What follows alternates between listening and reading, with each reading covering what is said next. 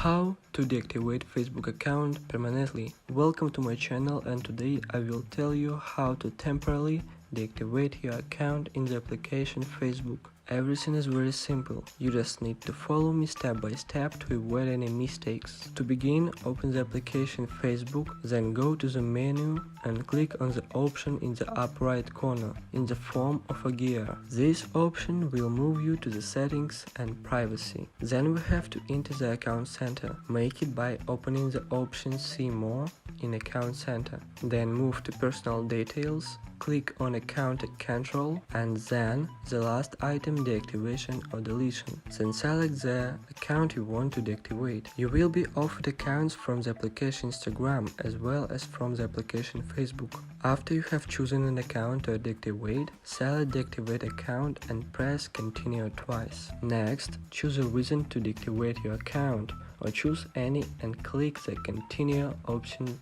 again twice.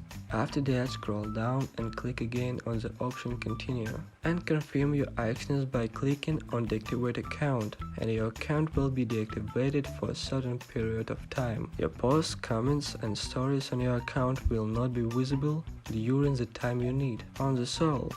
I hope it was useful to you. Thanks for watching.